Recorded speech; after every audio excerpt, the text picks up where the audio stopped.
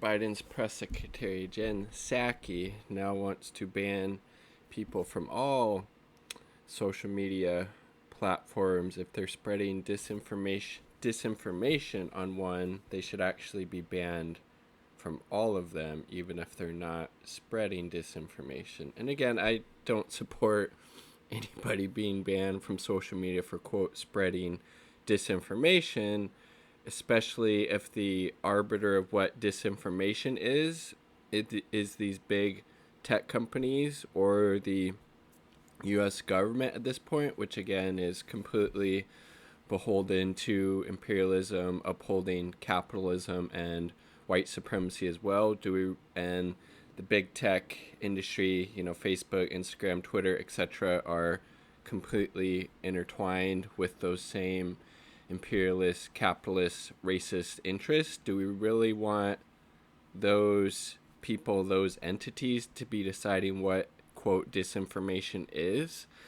And I think Human Rights Watcher, good follow on Twitter, is making a really good point here. They're totally going to start banning anyone and everyone who opposes U.S. imperialism from social media platforms. Hell, they've already started to. It's true.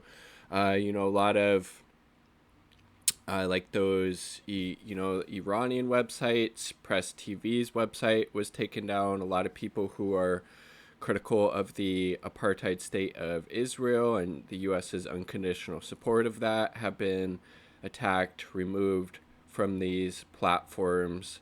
And now they're wanting people to be taken down for spreading disinformation, ostensibly for spreading disinformation about COVID-19. But again, the best way to actually combat disinformation is not to remove it, not try to silence it. It would be to call it out for the bullshit it is, make a point about it, not to try to silence those people who have those views. So what happened to free speech? So here's Jen Psaki again, not substantively any better, the stuff she says, compared to Trump's, the press secretaries that he had. Country are providing for Facebook or other platforms to measure and publicly share the impact of misinformation on their platform and the audience it's reaching.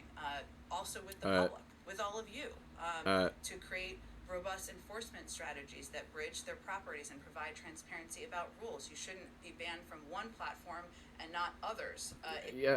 Again, that makes no fucking sense. Even if we're going on this completely ridiculous metric of spreading disinformation, again, who gets to decide what that is? Big tech, along with the fucking settler colonial U.S. government? No fucking thank you. But again, even if we go by the ridiculous metric of disinformation, why, if you're spreading disinformation on one platform, why would that mean you need to be banned on another one where you haven't spread disinformation? Makes no fucking sense whatsoever. And again, the U.S. government itself has been very inconsistent with what, quote, disinformation is with regards to the COVID-19 to coronavirus. And cite this New York Post article in a minute that kind of goes into that. For providing misinformation out there, taking faster action against harmful. I mean, Jesus Christ. So White House flagging posts for Facebook to censor over COVID-19 misinformation. There's Psaki.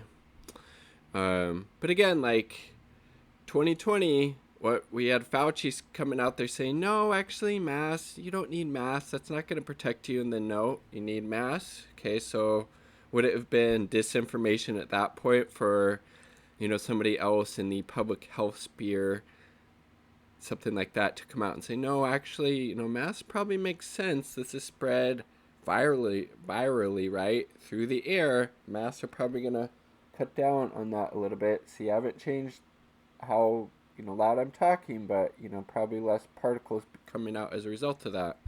I mean, Jesus Christ. So would that have been disinformation at that point? Somebody coming out and say, no, probably should be wearing a mask. Again, we do not want the U.S. government, the settler colonial government that's founded on white supremacy, that upholds capitalism and white supremacy to the state to be deciding what disinformation is, whether it be on COVID-19 or otherwise. Same thing with these fucking big tech corporations. So flip-flops. Let's see. So I think they just get into the mask thing. So we have the Surgeon General. Misinformation takes away our freedom to make informed decisions about it. No, I mean, I don't know. Do they really think people are that dumb? I mean, some people are really, ignorant, drunk on American exceptionalism, thin blue line folks, shit like that. But I mean, not everybody's that fucking stupid, right? Or am I giving people too much credit or not enough? Let me know down below. This is interesting. Saki and Murtha, Murtha is the Surgeon General, would not answer a shouted question about the fact that Dr. Anthony Fauci, President Biden's chief medical advisor and the government's top infectious disease expert, has himself facilitated on COVID-19.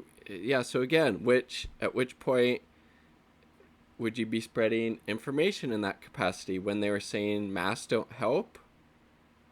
Or, I mean, again, like, it's so fucking ridiculous. Fuck off. No, don't share that. Fauci did not promote mask wearing in February, March, and early April, despite historical use of masks to counter airborne viruses and successful early adoption in early Asia. But Fauci later pushed even wearing 2 masks at a time. So again, would people have been banned from these social media platforms at the time if they came out against Fauci and said, no, you probably should be wearing masks right now? Again, that's why we don't need the fucking U.S. government and these big tech corporations determining what is misinformation and not. Jesus Christ. And then, the Surgeon General under Trump, he said masks are not effective.